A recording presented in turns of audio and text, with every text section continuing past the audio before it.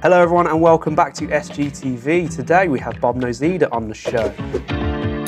So Bob has got the future Faraday system in place and we have an episode coming out on that, so be sure to check that out. But today we're going to be talking to Bob about then and now. Bob has many years of experience in the industry. So I want to sort of draw on that, Bob, if it's okay with you. Because like we've spoken about before, the industry has come a long way in many ways.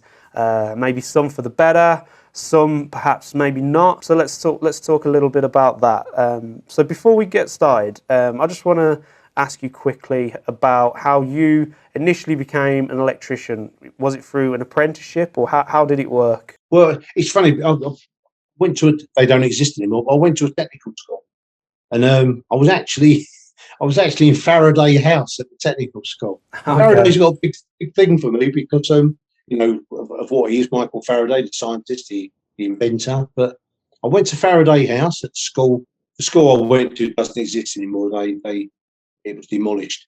But for people that know the Elephant and Castle in South London, the roundabout there's a substation in the middle of the roundabout, the Michael Faraday substation. And I'll tell this story to everyone. A friend of mine, when we were kids, he used to tell people it's something to do with space, and because it's quite revolutionary in its design. You can find it online. But as I got older, especially starting work, I used to say to him, "It's a substation, something to do with space." But that's Michael Faraday. I did a little while ago. I thought, wow, Faraday at school, that substation has a big impact in my life. Now I've gone full circle, and I was looking for something. Name, and I thought at first it was Fledgling Faradays, then we changed it to Future Faradays. But it's just that, that's how I got started. I mean, look, I was just a normal sparks. Yeah. What sort of qualification was that? The Sitting Guilds, was it 236 Part 1, Part 2? Yeah, we're talking now probably, I think it's 14th edition when I started. Because I sometimes get confused because I did the rigs in West Australia as well, their ones. I did the 16th a week after I returned from Australia. I came back from Australia, I phoned a friend up and he said to me, "You're not going to get a job unless you've got the 16th edition." And I signed up, attended college a week after I'd returned from Australia. And I can remember I phoned this guy a couple of weeks later and said, "I'm on the evening course. Are you?" And he said, "No." I said, "Well, why did you tell me to do it?" No, we all need to do it. Has it been difficult to adapt to those changes? Because like you say, a lot of Sparks now, they're probably only familiar with the 18th edition or maybe 17th. But if you've gone through quite a few, has it been difficult to adapt to all of those? No, because I think if you're lucky, you're working with sensible people that you adapt with everyone. I mean, when you're young, you need mentors anyway. We all need people that we can look to, don't we, and ask. I mean, I'll go to this story. When I went to West Australia, I was very lucky. I met a guy there that was in his early 60s. He'd been in Australia, I think, for 30 years. And he mentored two of us. Now, I was in my 30s, and so was the other guy. But he was like he was like our apprentice master. He used to say to people, "Bob and Jeff are my boys." But I always say to people, but you sometimes need that. You need this sensible old head that he'd been there and done it. He'd done everything. And he'd been involved in mining projects for years. So, sometimes if you're lucky and got them sort of people around you, the changes just happen, don't they? But, make sure you do this, make sure you do that. But what I said earlier, I think the changes for me that when I started, PPE wasn't a big thing. Didn't wear steel toe cap. You could just wear boots, high vis. Didn't hard hats didn't exist. But now, when I look and I think, and I said earlier, that the fatalities on the London 2012, there wasn't one. It wasn't one really serious incident there. Health and safety wise, wow, that's the progress that we've all made. Did you see a lot of problems in your early years of being an electrician then with safety, injuries, anything? But yeah, people having accidents and things, things on job.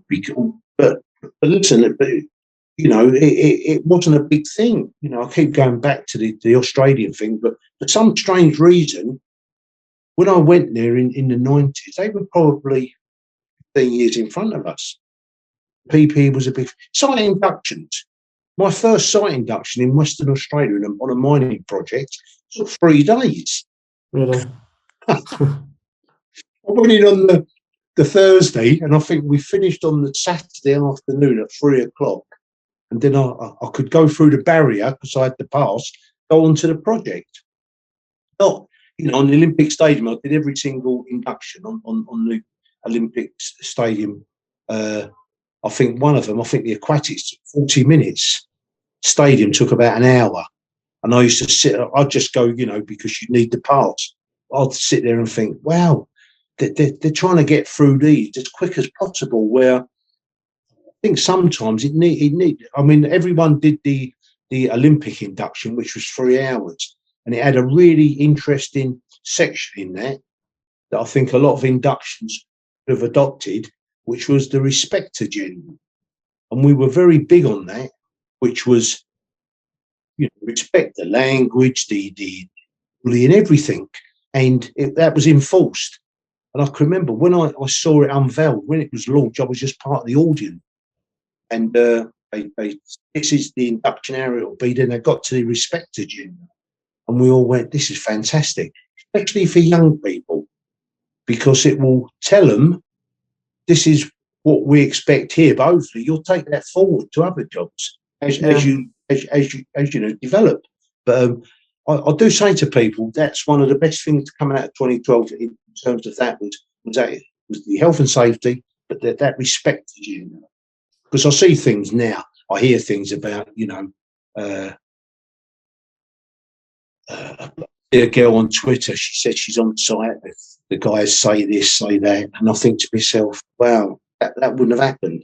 You didn't see much of it in Australia, to be honest. I don't remember seeing things like that, because you'd have a union official, you'd have a convener, and some strange reason, even though Australians are very, chauvinistic in a way, and that's not being disrespectful for them, on the job, if you can do the job, you can do the job. That's the end of it. There's no, oh, you're a girl. It's just doing the job.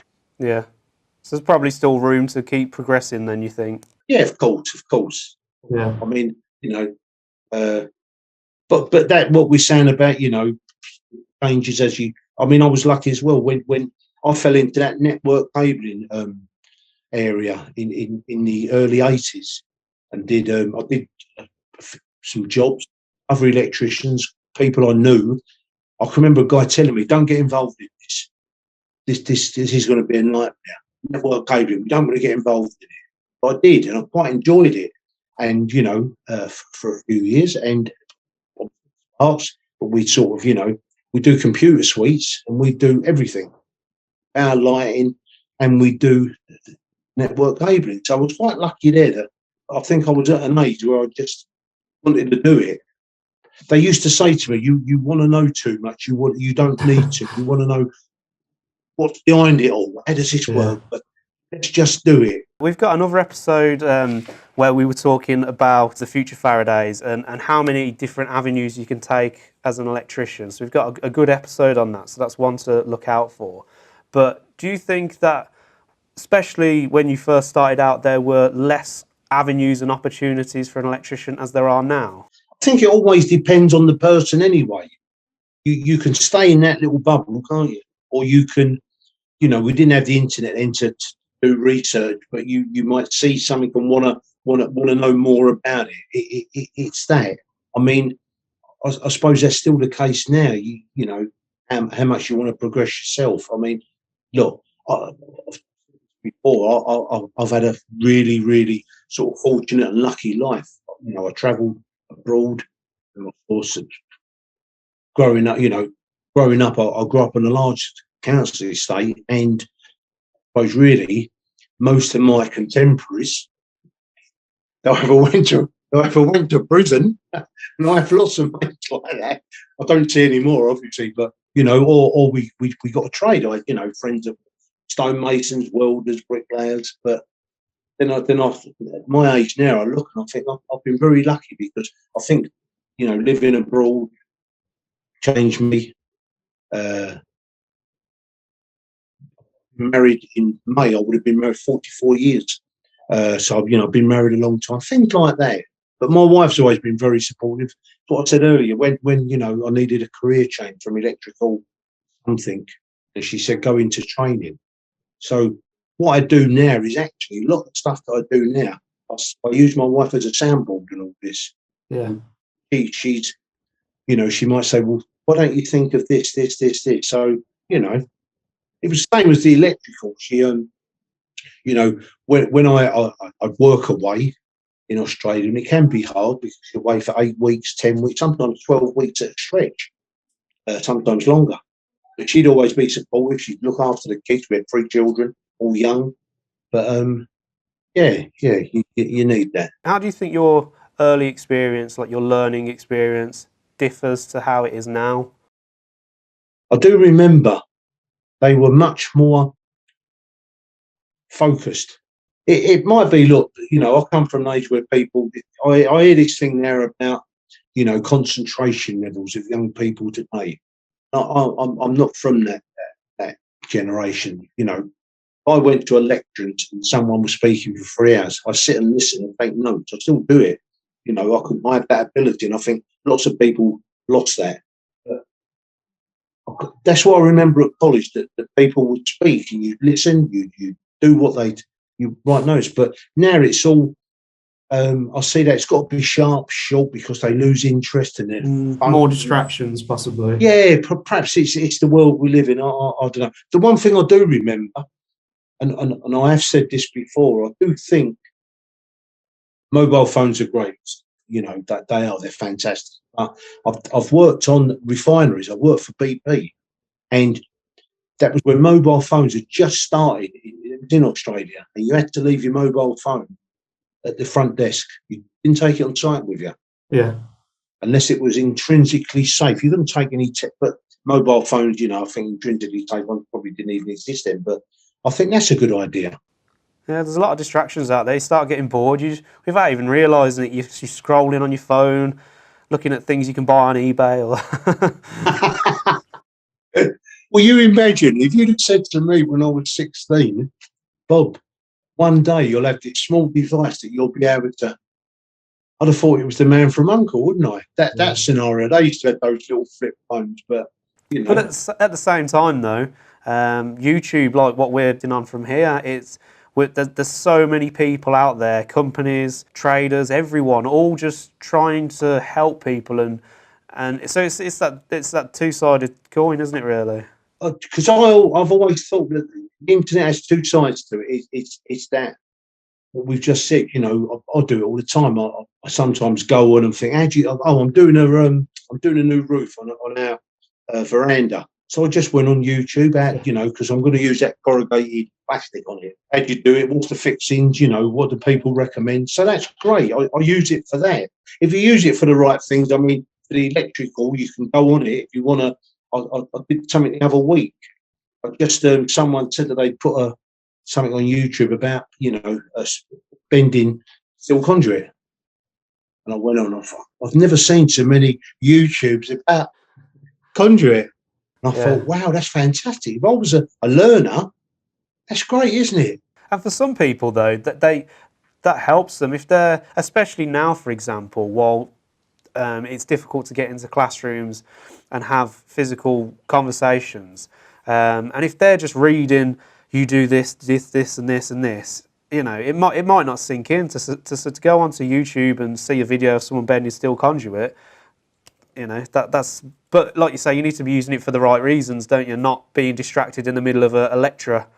But you know what? I'm very impressed with a lot of those videos, because they're so professional and they're so clear. That I know on Twitter, he's going to be part of Future Faradays. He'll be one of my guest speakers. He posted about milk conduit, and I thought to myself, wow, he's just done that out of the goodness of his heart. Really, he's just made this film. He didn't have to, obviously he's got the equipment, he's got the Scolmore and whatever. But I thought to myself, well, and it's a really well made film. And I think it was for students. So I don't know if they reached out to them and said they don't do a lot of metal conduit in colleges, which they don't. Sometimes I've been to college, all you see is plastic. So they don't get that exposure to it. They don't get that familiarity. And so his little film, and he's teaching them all the little tricks that he's learned over the years, are going to be really helpful when they do, you know, they get a job or they do their AM2, I suppose. But I thought, well, that's good. That's a nice progression from where we've started to where we are. That you can do that. Let's talk about the progression of the regs. Were there any things you could see coming? So when you're in your earlier years on sites, thinking, oh, I think this should be happening for whatever reason, and then however many years later, it's come up in the next regs. Are there any things that come to mind that you saw happening or you think were desperately needed or perhaps are still needed? If I'm really honest, I'll probably say no, because I'm too busy working, earning money, and trying to get on in life. So I would use them, obviously, because everyone did, even back then. But you know, what I said earlier about you've got a mentor, and I did. You know, any problems, you always had them to call on. But it's always this thing. I can remember Guy saying to me, "It's only two ways to do things: the right way and the wrong way. And don't do it the wrong way." That's all you have to remember. So do it to the best of your ability. If you don't know, ask.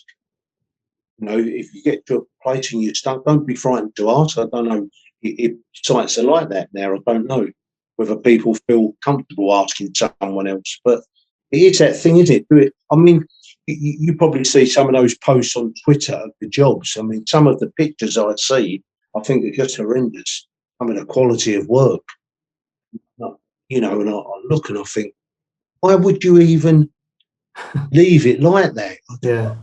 And it baffles me, and I think to myself, I'm not practicing Sparks anymore. These guys have seen it, gone to a job, you know, had a look and found these horrendous. Is that the kind of thing you'd have come across before when you were on site? Do you know what? I don't remember seeing.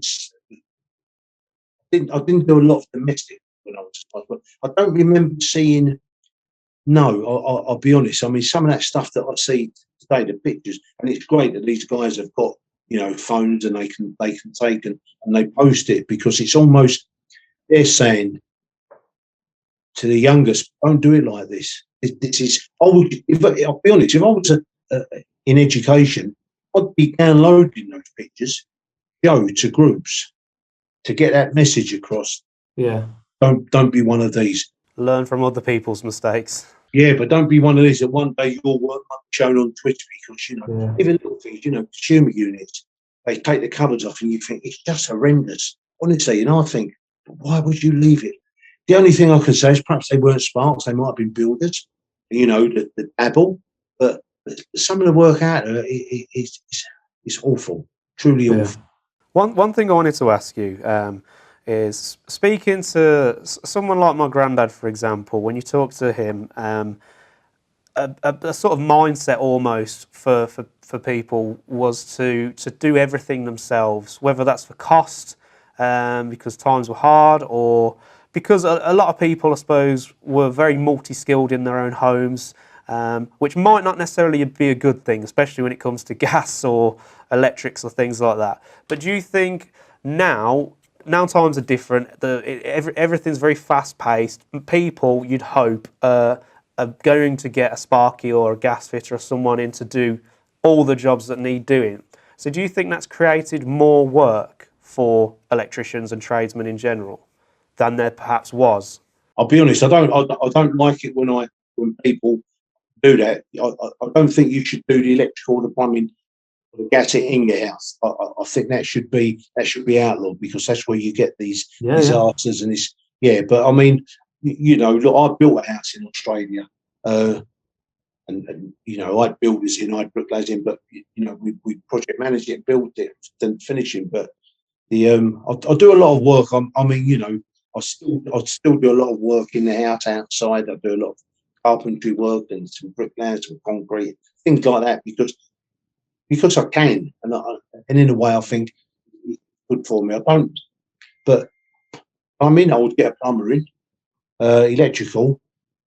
Touch wood, I haven't done any for a little while. I did some lighting outside, but no. I think one of the things I've noticed on Twitter recently, the last couple of years, is people having new kitchens installed. The quality of work there doesn't seem to be very high. Really? Well, it's pictures I see, they've had it, and then they look behind, and sometimes some of the sparks have gone in after and had to rectify these faults. And I think to myself, that's maybe an area where the kitchen companies, I don't know what qualifications these guys have, whether they do a short course or whatever, but I think it should be, they need to be, you're paying a lot of money for kitchens that haven't done properly. So if you're a kitchen fitter, that's what you do, you're a kitchen fitter. Don't do the fitting and, we can do the electrical as well. They don't seem to get it right. Yeah. Another thing I've noticed as well, again, speaking to people, is that a lot of homeowners, they wouldn't decorate the houses as often as people do now. It's very throwaway now. Every couple of years, people are redecorating, and it's the same with your electrical products as well. Now they're getting new downlights, new sockets, smart home.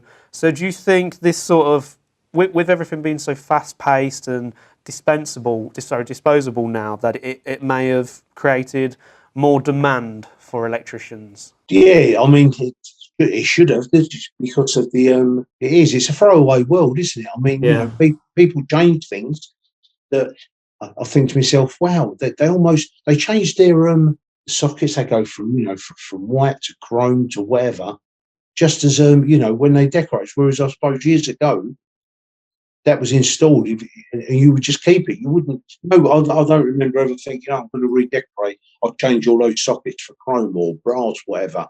Yeah, you did it as part of the reward, but I don't know. I suppose people perhaps got more disposable income. It is a throwaway world, we know, but yeah. But I suppose as long as they're going to qualified electricians to do the work, that's only a good thing for the industry. Qualified and competent, I think. New strapline, isn't it? Because I think there's a difference, isn't there? I know, I agree. Yeah, I hear that a lot. Yeah, but I think to myself, but then that goes back to what I'm saying about these guys that are out there, whether the tutors on Twitter or the contractors that are very, very strong on Twitter. Their message is about competency. It's about do it properly, study, learn, be competent. But I remember first off thinking, that's the message to young people. That's the message we have to get across to students, is don't just go through the qualification. Take all this in and become one of those that can become the next, person that develops a company that then is capable of sitting out there talking about the regs and what should have been done, what shouldn't. It's I'll be honest, with COVID, we've got a major challenge with young people in colleges, because there's thousands go enroll on courses in construction, thousands across the country on these full-time courses, and the numbers that transfer from full-time courses into the industry, into employment, are very low. So that's why I say things like, we need industry to come in and say, well, why is this not working? We're training these here, they're doing the full-time qualification, but the numbers, does industry want them? Are there opportunities for them? Or are we not giving them the skills that you guys want? I don't know. Do you think the teaching methods have changed then since when you first started out? I have a teaching qualification. I got a Cert Ed before I went on to the Olympics, because I never wanted to be questioned by tutors about my experience of teaching. Did I understand? And why I did it? I put myself for a Cert Ed because someone said to me, they're always saying, you don't know. If you're not a tutor, you won't know. So I did the Cert Ed. I did the full program, the Cert Ed. And it was hard. It was hard for me because I was working. and studying, and I never got sponsored for it. I did it myself. I had a class that I had to deliver lessons to, and I had to be observed. And I was very lucky because the class I had was a women in construction group, and they were fantastic. They were just like sponges. My tutor who used to come and observe me said to me, "Very lucky, Bob. They just want to know. They just want to listen." And she was amazed by that they would just be so attentive. But yeah, I think with teaching methods, it is, I sound disrespectful now, but sometimes I go to colleges and I hear and listen, and I think, I don't know, it's seeing a bigger picture. Seeing a bigger picture that you've got these people for a couple of days a week. You've got to turn out the best you can. You've got to turn someone out into industry. The industry wants. It's a product. That's what you've got in your hands. You've got a product, haven't you? But for you guys, you develop products all the time. And when you develop it, the industry wants it and they embrace it. That's the same for these students. That's what they are, a product. Yeah. You've got to develop them. The industry's snapping your hand off to employ them. They're saying, wow, these guys, they're so clued up. They're good at this, good at that, good at this. I understand. They're not going to be the finished articles, I've said before. But they're effective and productive from day one. They're not, don't know what that is, don't know. They won't know because they're not exposed to it at that side. So that thing about industry getting more involved, it benefits everyone. I know there'll be contractors saying we can't afford to go into college, but it will like this. They need to, and if the college doesn't want you in, that's fair enough. Go to another one. There'll be plenty out there that want to accept industry, that want to create a round table approach to learning, to say, well, what do you think we do? Ask, what do you think we're doing wrong? Then if me and you went into a college now and spent a week at the end of it, we'd come up with a snag list of what we think they could be doing better. We'll take it on the chin. It's constructive criticism, isn't it? It's one of the first things I think you should be taught in anything is constructive criticism. It's not there to be, oh no, you're rubbish at this, you should give up. It's no, if you want to be doing this as a job, you need to learn from your mistakes. You need to be learning from what other people are telling you. There's better ways. That's how it's done. Yeah. But whether people can take that or not, I don't know. I'm not sure that the education uses but they don't seem to use social media and YouTube enough. If it was me, I see some of the fantastic films on there. I think it's a tutorial. Yeah. That for me it would be. I mean, and even some of the podcasts that are out there, when you've had just for argument's sake, you had Karen Boom on, right? Yeah. That for me was a tutorial on diversity. Because I'd have shown that, stopped and said, well, what she said, what has Ben said, what are they getting at? But I bet very few colleges across the country actually use that for that reason. But I look at them in another light. I think even for non-electrical, that's still an interesting interview about, a perception of the industry, which is male, Karen coming into it at a later age, all those little things. Yeah, well, hopefully, like you say, with people like yourselves who are going into colleges, it's getting a foot in the door and hopefully introducing new ways of teaching to what they are now. So it's all about progression, isn't it? Yeah, but those interviews, because I watch them, I think to myself, well, that's a discussion. That's a discussion. That could lead into stop it, right, and have a debate, a discussion, then move on. But you think that's a good look. You're actually creating a fantastic learning resource by doing these sorts of programs. It's not just about, but it's actually a learning resource for colleges. If only they some probably do realise, but for me, I would be watching them and thinking, I'll use that. Well, that's what we're here for. That's the point of this channel, is to help anyone in the industry, even thinking about getting into the industry, whatever their position. Even like we spoke about before, the different avenues, that's what we're here for. But I wanted to also ask, now we've got social media where people can comment, we've got websites where people can leave reviews, Google reviews, all that kind of thing. Do you think that's put more pressure on electricians to what there maybe was a few years back, where they've got to be. And I know no matter what job you're doing, if you're enjoying your job, if you're passionate about the job, you're going to be as professional and good as you possibly can. But you think now with the capability that if someone's not in the slightest bit happy with a job, they can leave a bad review and say never ever use this person. That can leave unwanted pressure on an electrician. Yeah, I'll be honest. I do. I see things like this trolling and negative reviews. I'm not, because I think the people that post, on social media, they've got a day job, haven't they? So they've done their day job, but they found time to do this, and I think that, to me, proves how much they enjoy their work. Because for them, it's not just a 9 till 5. It's, I've done it, I've done something. Wow, I'm really proud of that. I'm going to share it. And I think that's fantastic. So I look at these and I think, blimey, how's he found the time for this? But they do.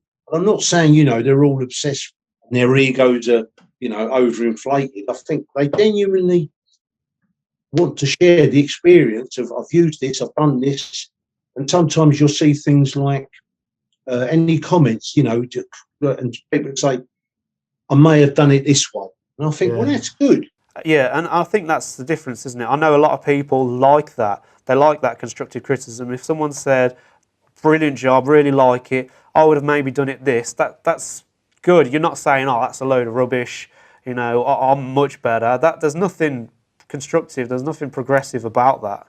You know what? I mean, you'll always get people that would be looking for the finer points and have done this. We just had to accept that. But when I see the ones and someone says it's a wonderful job, I may have, and I think to myself, but that's how we would have been outside, wouldn't we? You might have been on the job and someone would have said, that's a good job. Do you know what I might have done? And you go, oh yeah, what? I would have perhaps done this next time. Then it's stored away, isn't it? Yeah. So it's that thing about using social media properly. Don't be Mr. Angry out there, because no one's going to read that. And what people just block those. I'm lucky, touch wood. I don't get many negative comments. I think I got one on a political thing. I don't know the guy. I think he called me a knob, to be honest. I don't know. He called me a knob. He said, I'm not fussed. I don't know him. I'm not going to follow him. If he followed me, I'd block him. And I doubt if he'd say it to me in the street. He's a desktop warrior. I think he didn't even put his name, and that always worries me. Because, I'm just at Bob Noseda. That's it. I didn't put down, old Creaky Sparks or something, and I'm hiding behind this name. So, but for the men and women on social media that post, I'll take my hats off. I say this all the time. They're doing a fantastic job, and they're actually a learning resource. Absolutely, yeah. I want to ask as well, so you've come quite a long way. I mean, we've touched on your experience in this episode, a little bit more in depth in our other episode about the future Faradays. But you've got so much experience. So how did you get from where you were to starting out to how did you sort of get to where you are now in becoming an advisor? And are there any qualifications you need to be an advisor? No, well, actually, I didn't. I mean, I've a few electoral ones. I did a qualification electoral one. I don't even think it exists anymore. 24000 design, testing, and verification. I did that when I come back from Australia. I went into what I do, employment and skills, sector skills advisor, whatever. I have the teaching qualification. I have a health and safety. I have an IELTS qualification, things like that. But it's just common sense for me. And to be honest, I had that really strong trade background, and I had a good trade life. And that's enough. I mean, I never second guess anything.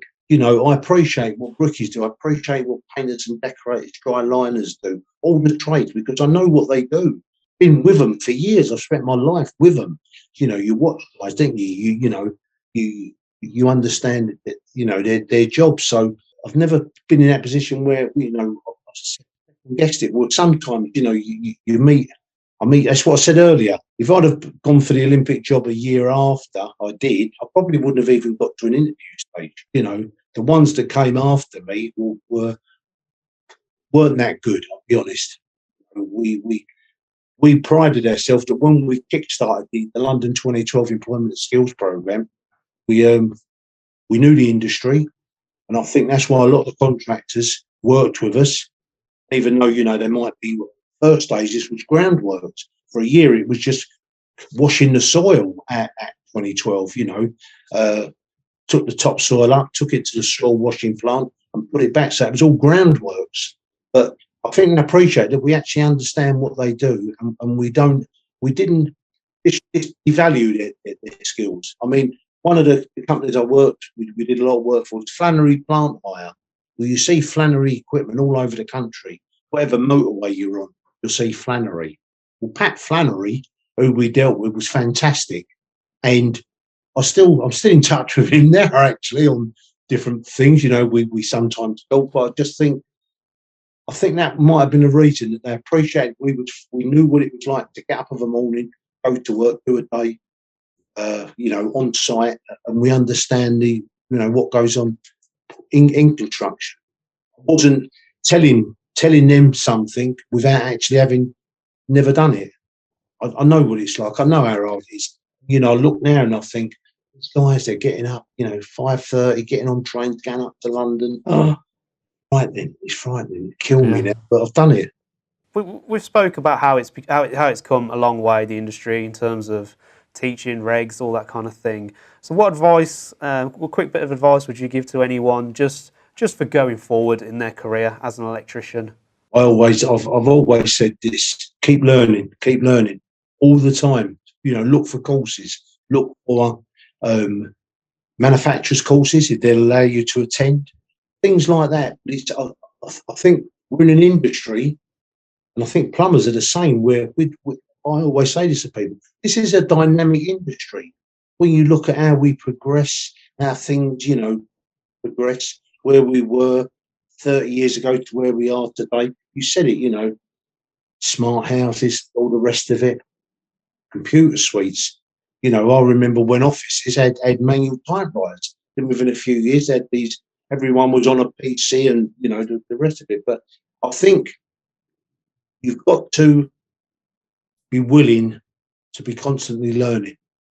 So, you know, people post things about, you guys follow it, sign up, make sure you're getting alerts. So if you're going to do a new podcast about, you know, some new equipment, some new anything, listen, because it does benefit you at the end of it. It will benefit you because it's that thing about, I'm qualified now and that's the end of it. I've cutting off. That's a waste for everyone, isn't it? I mean, but, you know, I suppose the bottom line is you've got to enjoy learning anyway, you know, and progressing, and then it'll give you an enjoyable job. It'll give you an enjoyable life, won't it? You know, if you feel like you look back and think, wow, I've done this, you know, over the last 5 years, 10 years, it's a sense of achievement. Yeah. You've got to get yourself out of your comfort zone as well, haven't you? That's how you're going to get new experiences and progress. Yeah, you're right. I mean, you know, I always laugh because I worked for an Italian company in Australia, Italian owned, but really they was Italian. Because the first day, I think I only got the job because my name's Italian. But my first day when I went to Smoko, everyone was speaking Italian. And the guy I sort of worked with, he said, "Do you speak Italian, Bob?" I said, "No."